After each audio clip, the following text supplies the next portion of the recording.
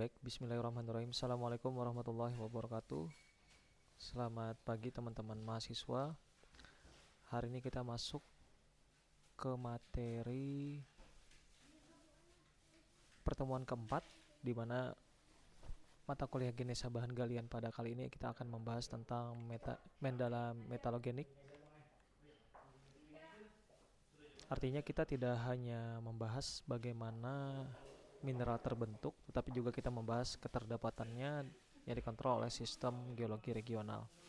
Nah, secara konseptual teman-teman akan muncul tiga pertanyaan utama gitu ya. Bagaimana sumber logam itu, kemudian bagaimana mekanisme keterdapatannya, kemudian mengapa dia terakumulasi di lokasi tertentu.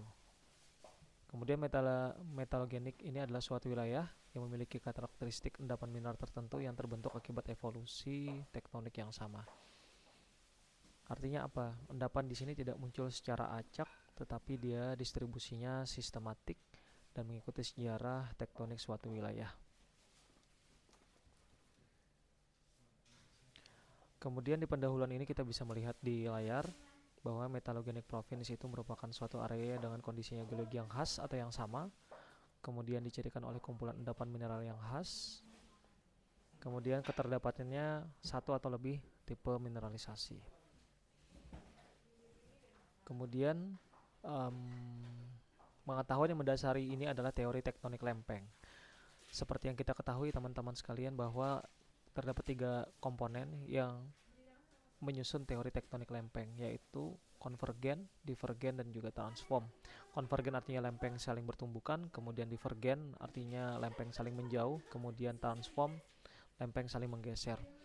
Di mana setiap batas dari tumbukan atau tektonik lempeng ini menghasilkan komposisi mineral dan geologi yang berbeda. Yang pertama misalkan subduksi, di mana pembentukan magma itu porfiri CuAu. Kemudian divergen itu dominasi dari sistem hidrotermal di bawah samudra. Kemudian juga collision benua atau tumbukan dari dua benua gitu ya, itu menghasilkan sistem organik, di mana nanti sistem organik itu tersusun atas komposisi emas organik. Kemudian juga ada hotspot, itu tersusun oleh genesis dari magmatisme, di mana dia akan kaya akan Ni, Fe, Ti oxide ya teman-teman. Oke, kita lanjut ke slide selanjutnya. Ini tadi ya gambaran dari teori tektonik lempeng atau the dynamic earth, artinya bahwa bumi kita ini adalah dinamis.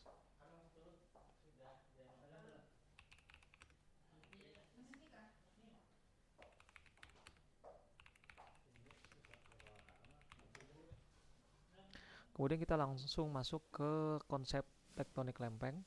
Nah, di slide ini menjelaskan tentang dasar tektonik lempeng sebagai kerangka utama pembentukan sistem geologi dan mineralisasi di bumi. Artinya secara fundamental bumi tersusun atas litosfer, kemudian dia terbagi lagi menjadi beberapa lempeng besar. Nah, lempeng-lempeng ini di atas lapisan yang dinamakan astenosfer, yang dipengaruhi oleh arus konveksi, kemudian tarikan lempeng yang menunjam, kemudian adanya dorongan dan juga punggungan tengah samudera. Artinya kerak benua ini seperti yang dilihat tadi di depan adalah the dynamic earth, artinya dia dinamis, bukan statis. Kemudian di sini disampaikan bahwa ada dua jenis lempeng utama, yaitu lempeng benua dan juga lempeng samudera. Kemudian komposisi lempeng benua seperti yang saya sampaikan minggu lalu bahwa ada mineral atau batuan felsik, kemudian juga ada yang basaltik atau yang lebih padat atau berat berada di kerak samudera, sedangkan felsik di lempeng benua.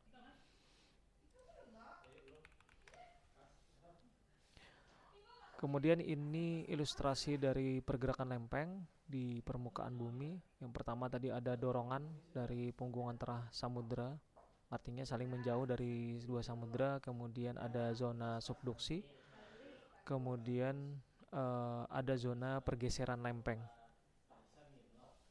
Kemudian di antara zona-zona tadi terdapat sistem mineralisasi yang terbentuk. Misalkan contoh adalah zona subduksi, itu kaya akan magma, yang volatil, misalkan porfiri CuAu. Kemudian di ekstensi bulakang busur itu kaya akan mineralisasi epithermal. Kemudian ada pemekaran tengah samudra atau mid ocean ridge, gitu ya teman-teman.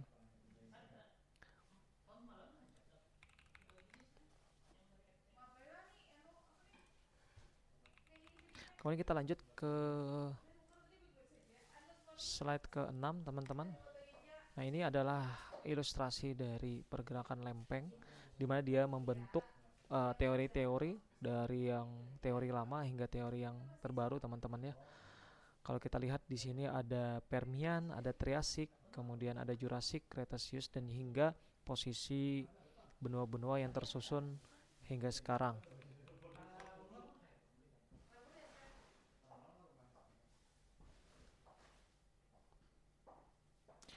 Kemudian yang kita bisa lihat di sini bahwa litosfer berada di atas di bagian atas dan bersifat kaku, yang menggerakkan adalah bagian astenosfer yang bersifat plastis.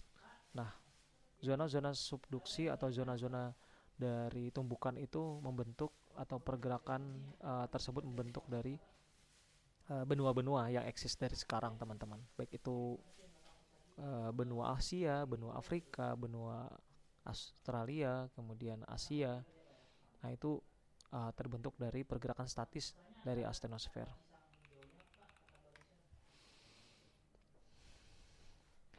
Pergerakan lempeng selanjutnya ini bisa dikategorikan tadi ya, sudah ya saya sampaikan konvergen, divergen, dan juga transform, baik itu di benua maupun di samudra teman-temannya. Dia bisa menghasilkan, bisa dikatakan zona subduksi, peleburan parsial mantel, kemudian busur magmatik, bisa juga menghasilkan pegunungan vulkanik yang intensif. Tipe-tipe endapan tentunya banyak terjadi di sini, terbentuk maksud saya. Contohnya adalah porfiri Cu, kemudian epithermal Au, kemudian skarn, dan juga endapan orogenik. Itu untuk di konvergen. Untuk yang di divergen itu bisa tadi yang saya katakan mid ocean ridge, maka bisa juga vulkagenik massive sulfide untuk endapan mineralisasinya, kemudian juga ada endapan sulfida laut. Yang terakhir itu ada transform, itu bisa terbentuk emas dalam bentuk orogenik berasosiasi dengan sistem sesar secara regional. Baik, kita lanjut ke slide selanjutnya. Ini contoh dari ilustrasi dari visualisasi dinamika dari pergerakan lempeng. Ketika pergerakan lempeng terjadi, maka dia dapat menentukan dari apakah terjadinya kompresi, kemudian terjadinya ekstensi, atau terjadinya pergerakan secara lateral. Nah, ketiga kondisi tersebut bisa menyebabkan rezim tegasan gitu yang berbeda. Yang pertama ada zona subduksi tadi ya teman-teman, ada collision, kemudian ada rifting atau pemekaran lantai samudra, kemudian sesar mendatar regional yang umumnya terjadi di benua teman-teman ya. Kemudian kita lanjut ke slide selanjutnya, yaitu ada flat boundary. Ini mirip-mirip dengan slide sebelumnya teman-teman ya. Pada slide ini kita masuk kepada konsep bahwa ada batasan-batasan tentang lem tektonik. Secara geologi hampir seluruh aktivitas geodinamik terjadi di zona ini. Yang kita bisa melihat gitu ya, termasuk Indonesia di sini dan juga berbatasan dengan Asia dan juga Australia. Nah, plate boundary ini menentukan menjadi sumber utama terutama untuk aktivitas magmatis, kemudian deformasi kerak, aktivitas seismik, dan juga tentu terbentuknya mineralisasi.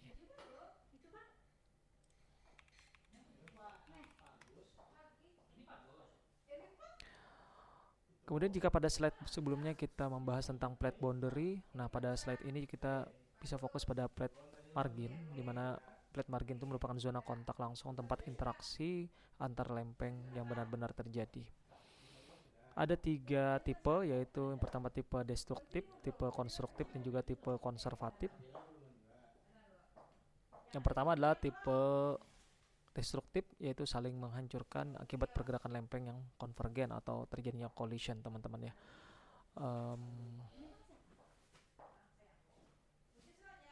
Kemudian yang kedua tipe konstruktif, yaitu pergerakan divergen membentuk lantai samudra atau mid ocean ridge Yang terakhir adalah tipe konservatif, tidak ada penambahan atau penghancuran, itu pergerakannya secara transform atau geser gitu teman-teman ya. Nah konteksnya di Indonesia ini contohnya adalah convergent plate margin, jadi dia tipenya termasuk yang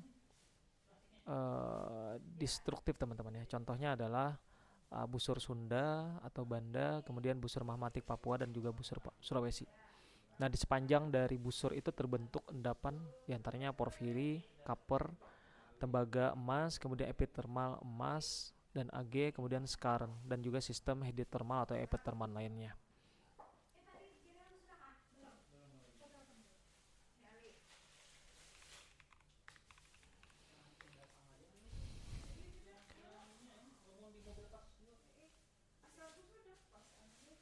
Kemudian ini merupakan ilustrasi dari detail zona interaksi lempeng teman-temannya, bahwa kita perhatikan di sini ada palung samudra, kemudian ada slab yang menunjang, kemudian ada mantle, kemudian ada busur magmatik atau magmatic arc. Nah semua proses ini berlangsung secara runut. Yang pertama adalah slab samudra misalkan membawa air dan mineralisasi terhidrasi, kemudian menunjam dan mengalami peningkatan temperatur dan tekanan. Nah ini yang sebelumnya saya sampaikan di minggu lalu. Kemudian terjadi dehidrasi, kemudian fluida panas bumi itu naik ke mantle, kemudian fluida menurunkan titik lebur sehingga terjadi partial melting, mulai itu terjadi rekristalisasi, kemudian magma terbentuk dan naik ke kerak. Nah magma inilah yang menjadi sumber utama logam pada sistem porfiri dan juga epithermal.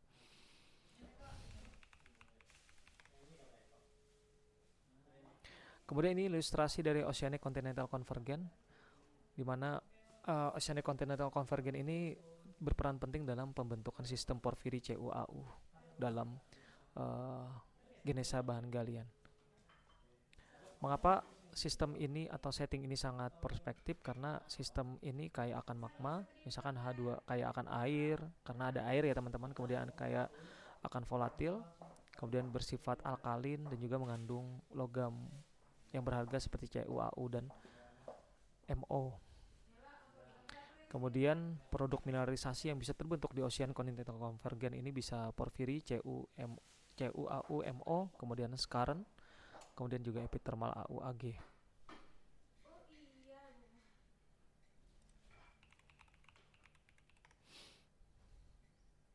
Nah ini lanjutannya teman-teman ya, penampang geologi yang lebih detail dari zona subdukti dari posisi magma chamber, intrusi porfiri dan juga sistem hidrothermal. Bahwa kita perhatikan di sini ada magma yang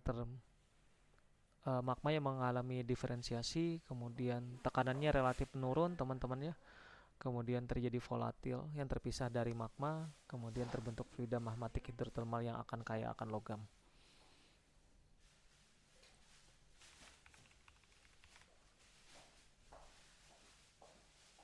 Ini continental convergence. Nah untuk continental convergence ini dia keterkaitannya langsung dalam proses subduksi antar kontinen dan pembentukan sistem endapan logam. Untuk sistematika atau urutannya itu lempeng samudra menunjam, kontinental.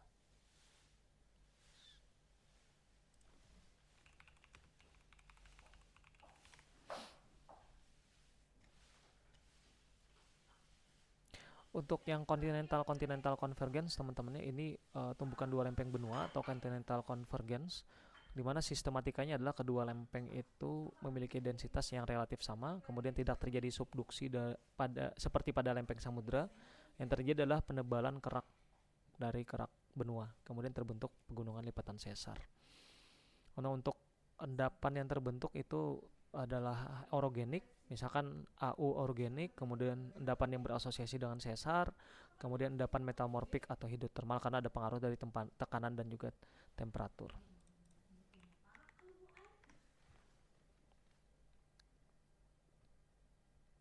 Nah ini detail dari penampang koalisi benua, antar benua gitu ya, dari ada lipatan, sesar, dan juga zona shear, dan juga kerak yang relatif menebal.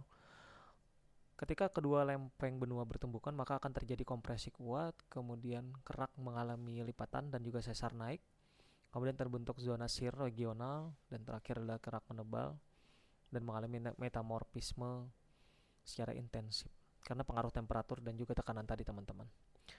Nah, pada sistem continental convergen ini dehidrasi pada batuan terjadi gitu ya, terutama pada batuan metamorf. Kemudian reaksi metamorf itu tingkatannya menengah sampai tinggi dan juga fluida yang dilepaskan akibat peningkatan tekanan juga temperatur.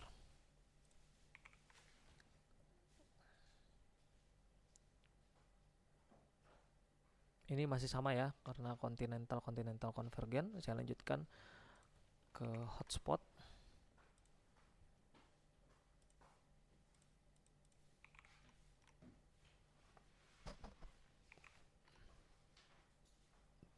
Pada slide ini kita bisa melihat mekanisme dari yang berbeda dari zona konvergen, sistem konvergen maupun collision, yaitu hotspot. Hotspot ini merupakan terjadi di batas lempeng, tetapi berada di tengah lempeng atau interplate. Nah, karakteristik geologi hotspot ini terutama bisa kita lihat adalah aktivitas vulkanik interplate.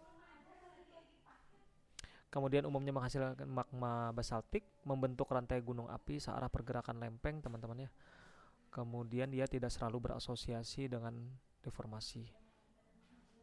Untuk implikasi keterdapatan mineralnya, ini endapannya ada endapan Fe, Ti, oxide, kemudian mineralisasi Ni, Cu, sulfida. Kemudian potensi dari rare earth atau bisa juga keterdapatan PGE atau platinum grade element, dan sistemnya ada basaltik karena dia berada di samudera.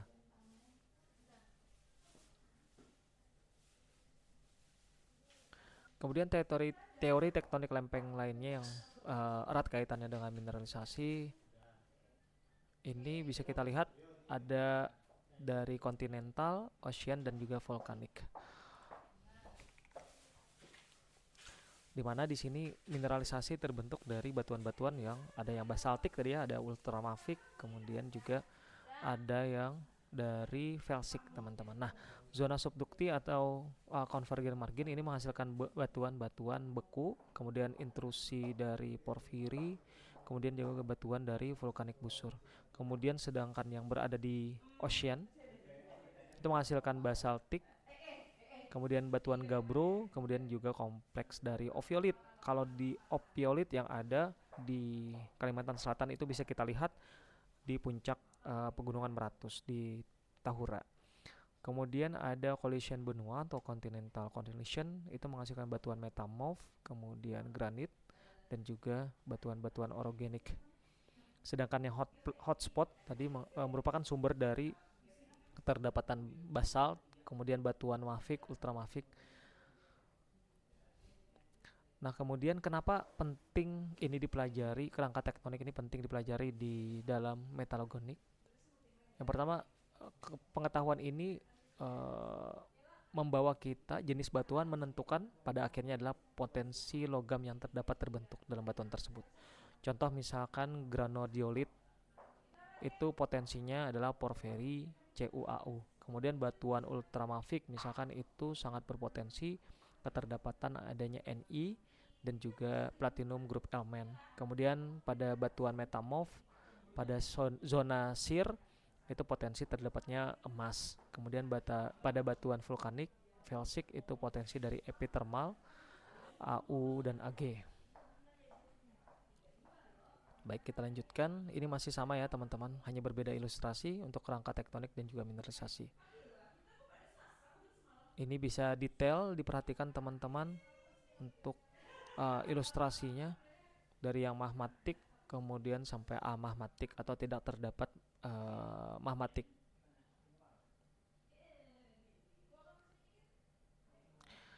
Oke, kita lanjutkan ke slide 27 untuk kerangka tektonik dan mineralisasi dari logam dasar dan juga logam yang berharga. Nah, pada slide ini kita bisa mulai membedakan antara mineralisasi base metal dan juga precious metal pada kerangka tektonik. Keduanya sering terbentuk, terutama teman-temannya pada sistem yang sama, tetapi memiliki karakteristik dan juga posisi yang berbeda pada sistem geologi.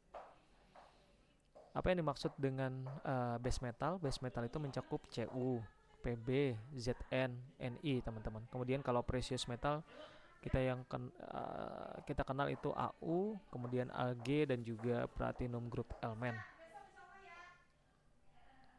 Kemudian hubungannya dengan tektonik setting atau setting tektonik gitu ya teman-teman. Sekali lagi ada zona subduksi tadi ya, busur magmatik itu keterdapatan dari endapan porfiri, bisa juga epithermal, kemudian juga ada skarn. Nah, masing-masing ada yang memiliki base metal dan juga ada yang memiliki precious metal.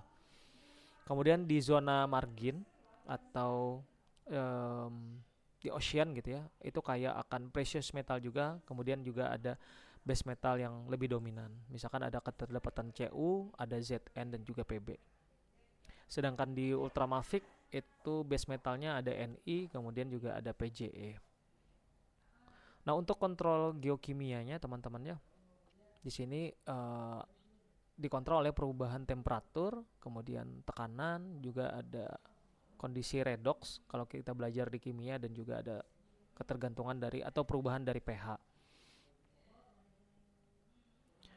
Kita lanjutkan ke slide ke-28.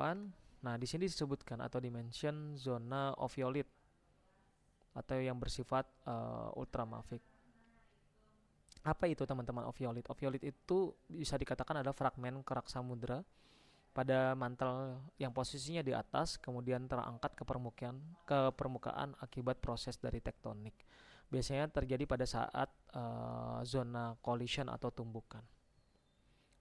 Nah, urutannya itu peridotit, gabbro, kemudian basalt, sedimen laut dalam. Nah, untuk batuan ultramafic ini dia kaya akan magnesium, kemudian besi, kemudian rendah dari SiO2 dan juga mengandung mineral olivin dan juga piroksin yang dominan. Kemudian untuk tipe mineralisasi pada opiolit ini cenderung dominan kromit dan juga nikel laterite. Seperti yang saya sampaikan, kromit itu kan berada di early magmatik teman-teman ya, atau berada di intrusi yang dalam. Sedangkan nikel laterite itu kan berbeda ya, karena dia berada di posisi yang di atas atau residual. Nah, ini yang ada di Indonesia, dominan ada di Indonesia. Nah, kalau proses pembentukan nikel laterite itu umumnya adalah batuan ultramafic yang terangkat ke permukaan seperti yang pengertian di awal tadi. Kemudian dia terpapar oleh pelapukan, kemudian ada mobilitas dari unsur kimia, kemudian tercuci atau terlindikan. Nah, baru dia nanti Ni-nya terkonsentrasi secara residual di permukaan dan terakumulasi di suatu tempat. Untuk zona oviolit yang banyak ditemukan itu dominan di negara kita ada di Sulawesi, kemudian di Halmahera dan juga di Papua. Oke, baik, kita lanjutkan. Ini tadi teman-temannya mineralisasi pada lempeng samudera yang bersifat ultramafic. Ini mineralisasi pada vulkanik magmatic arc dan juga cekungan sedimen bisa kita lihat depositnya apa, kemudian metalnya apa yang terkandung di masing-masing posisi, baik itu vulkanik, busur magmatik dan juga cekungan sedimen.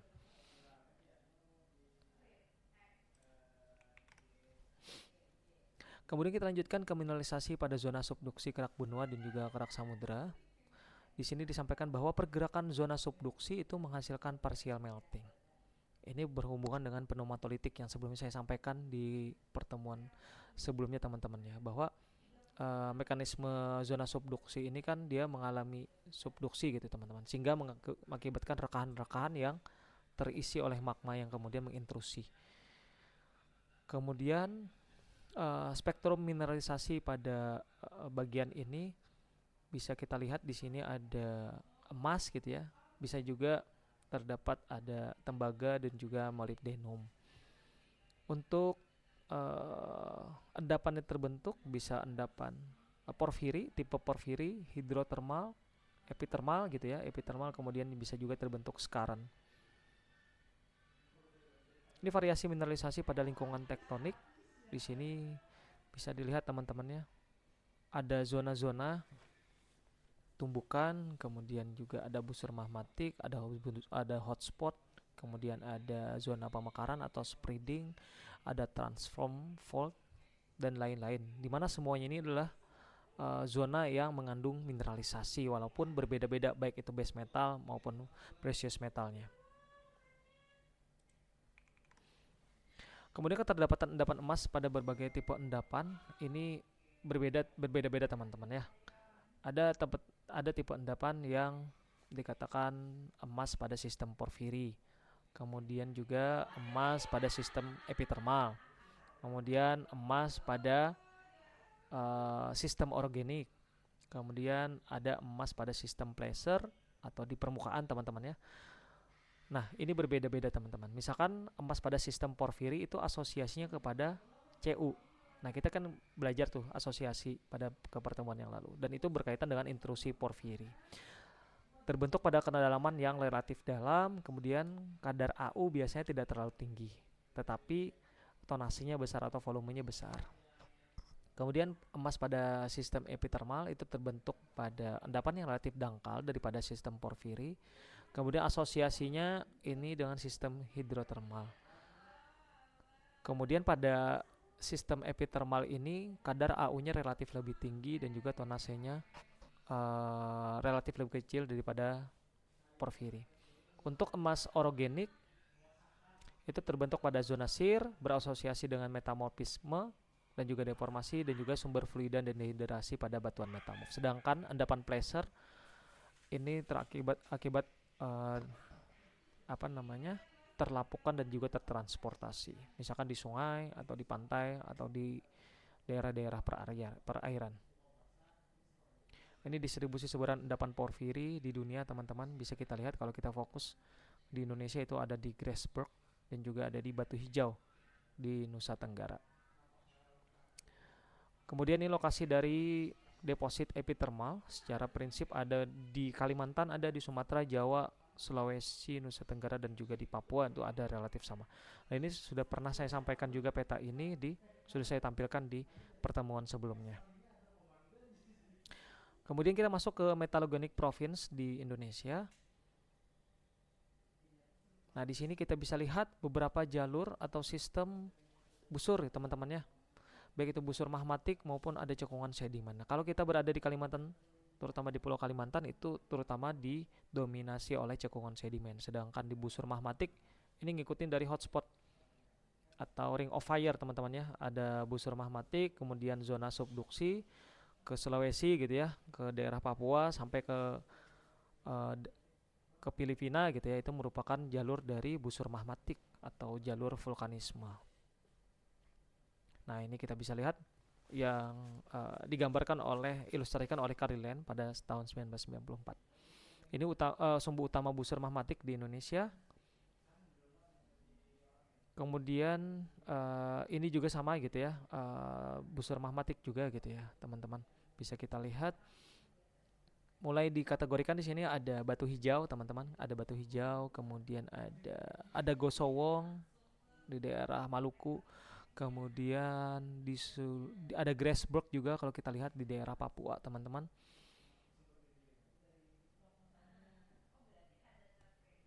Oke, kita lanjutkan. Nah, ini masih sama teman-teman. Ini major gold dan copper district deposit dan prospek di Indonesia. Jadi yang berwarna bulat gini ya, ini yang gold district. Kemudian yang mana lagi nih? Sisanya ini adalah Konezueco magmatic arc atau organic belt. Nah, ini penjelasan dari lokasi dari precious metal yang terjadi di Indonesia atau mineralisasi yang terjadi di negara kita berdasarkan dari zaman. Di sini bisa kita lihat ada zaman yang terbentuk pada Mesozoikum, Paleozoikum, Quarter, Tertiary, Pre-Tertiary sampai zona basic. Kemudian location of major CuAu deposit, ini kita bisa lihat teman-teman ya. Kalau di Kalimantan itu ada ternyata di Gunung Moro, kemudian ada di Kelian, kemungkinan masuk di Kalimantan Tengah dan juga di Kalimantan Timur. Kemudian yang terkenal itu ada di Grasberg di Papua, ada di Nusa Tenggara di Batu Hijau, kemudian ada Gunung Pongkor yang sering saya mention gitu ya di Jawa Barat. Kemudian di Martabe juga ada di Sumatera, itu juga terkenal teman-teman. Kemudian ini Sunda Banda Arc, di mana busur dari Sunda Banda Arc ini juga menentukan dari mineralisasi teman-teman ya. Kalau berhubungan dengan mandala metalogenik tadi ya teman-teman ya, ini berhubungan langsung dengan zona subduksi lempeng Indo-Australia. Prosesnya itu subduksi lempeng samudra Indo-Australia, kemudian penenjaman ke utara di bawah Eurasia, Eurasia di arah utara, kemudian pembentukan Polong Jawa. Ada nggak ya di sini Polong Jawa? Kemudian terbentuknya busur gunung api di sepanjang Sumatera, kemudian lanjut ke Jawa, Bali, Nusa Tenggara. Nah, seperti itu teman-teman. Magmanya biasanya dia kayak akan sistem porfiri, CuAu gitu ya. Jadi bisa didapatkan copper atau tembaga atau emas di sini, kemudian sistem epithermal, AuAg, kemudian juga sistem endapan skarn. Kemudian untuk kontrol distribusinya ini bisa kita temukan untuk endapan emas tadi bisa ditemukan di beberapa daerah, misalkan di Jawa Barat, kan juga ada di Nusa Tenggara. Kemudian porfiri Cu itu di beberapa bagian daerah di Nusa Tenggara. Kemudian mineralisasi hidrotermal itu mengikut di busur magmatik yang ada di sepanjang Sumatera, Jawa, dan juga Nusa Tenggara.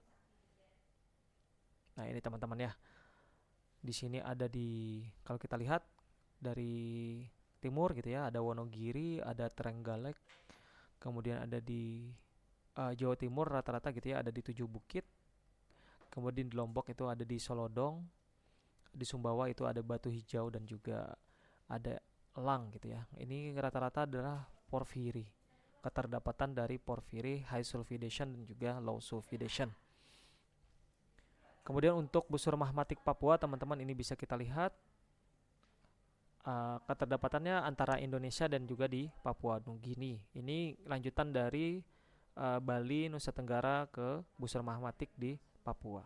Di mana yang terkenal adalah proyek dari PT Freeport Indonesia untuk endapan Grasberg. Nah, busur magmatik di Sulawesi juga ada teman-teman. Kalau kita lihat di sini di Awak Mas, ini mengandung emas sekitar cadangannya 2,14 juta ons. Ini bisa kita lihat nih dari Sulawesi Selatan, kemudian ada di Palu, kemudian ada di Gorontalo sampai ke Sulawesi Utara. Kandungan emasnya, volumenya relatif besar teman-teman. Untuk tambang gitu ya yang beroperasi ini ada di di Sumatera itu ada itu di tambang underground Wailinggo, kemudian di Antam itu ada di Pongkor, dan juga ada di Cibaliung. Kemudian untuk di Sulawesi itu ada open pit. Untuk emas gitu ya teman-teman. Kemudian juga di di Maluku itu ada PT Nusa Halmahera Minerals untuk tambang Gosowong. Untuk major AuCuPBZN di Indonesia juga ada di tambang di daerah Sumatera itu ada G Resources tahap develop gitu ya teman-teman. Kemudian Dairy Prima Mineral juga cukup terkenal teman-teman. Ada GM juga tahap eksplorasi. Kemudian PT Newmont itu di Nusa Tenggara. Sekarang kan PT Aman Mineral. Kemudian ada PT Freeport Indonesia untuk copper. Ini sekali lagi asosiasinya adalah copper Cu gitu teman-teman, PBZN. Kemudian sebaran batuan ultramafik atau oviolit di Indonesia, kalau kita lihat di teman-teman ya di Kalimantan nih, ada di Kalimantan Selatan, di Pegunungan Meratus, tetapi didominasi di daerah Sulawesi, kemudian di Maluku, dan juga ada sebagian di Papua. Kemudian ketersebaran nikel, tambang nikel di Indonesia ini didominasi di daerah timur, terutama di daerah Sulawesi, itu dikerjakan oleh Antam dan juga PT Vale. Kemudian teman-teman saya banyak itu di Weda Bay Nickel di daerah Maluku teman-teman, karena cadangan nikelnya lumayan terbesar di Indonesia. Ini sama teman-teman ya, seperti yang tadi, ini adalah contoh dari busur magmatik. Kemudian, ini bagian dari basin, sebaran basin dari batu bara teman-teman. Jadi paling banyak adalah di bagian Sundaland, terutama di Cekungan Barito, kemudian Asam-Asam. Itu kalau kita lihat yang warna hitam tuh, batu bara teman-teman ya. Major Coal Bearing Basin.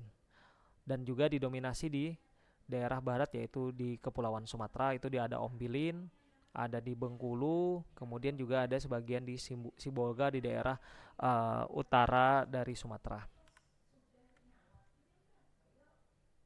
Nah ini sebaran dari Cebakan, dari Cekungan Barito, Asam-Asam gitu ya. Kemudian ada Molaboh tadi ada Bengkulu. Kemudian kalau kita lihat di Jawa itu tidak ada teman-temannya, tetapi ada di dominasi di Kalimantan dan juga di Sumatera teman-teman. Walaupun sebagian juga ada di timur, di daerah Sulawesi dan juga di daerah Papua juga ada. Nah ini tadi cekungan batu bara di Indonesia ada di Barito, kemudian ada di Kutai di Kalimantan Timur, kemudian di Asam-Asam di daerah selatan. Kemudian di Sumatera itu ada South Sumatera Basin, Bengkulu Basin, kemudian Central Sumatera Basin, kemudian di Sulawesi itu ada South West Sumatera. Dan ini semua dikontrol oleh zona subduksi tadi teman-teman ya, kontrol tektonik. Jadi juga berpengaruh terhadap pembentukan batu bara. Kalau kita lihat bahwa di Kalimantan itu bagian dari intraplate tektonik. Dia tidak di zona tumbukan teman-temannya, tetapi dia di zona di dalam plate-nya. Ini perusahaan-perusahaan besar yang mengelola tambang batu bara teman-temannya.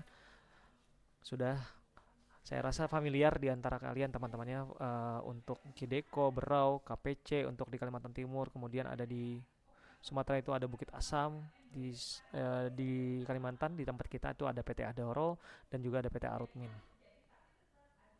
Ini distribusi untuk lokasi penambangan semua endapan bahan galian yang bernilai ekonomis gitu ya, baik yang precious metal, base metal maupun yang batu bara, sorry. Oh tidak, untuk yang precious metal sama base metal. Jadi ada coal, gold, zinc, copper, iron, nickel, bauxite dan juga tin. Dan ini saya rasa masih bisa update teman-temannya untuk data-data ini karena seiring berjalannya waktu eksplorasi dan juga eksploitasi berjalan beriringan sehingga terus update untuk peta distribusi titik lokasi penambangan di negara kita. Ini ada tugas dan review dari materi keempat. Nanti silahkan dikerjakan teman-temannya tugasnya secara mandiri.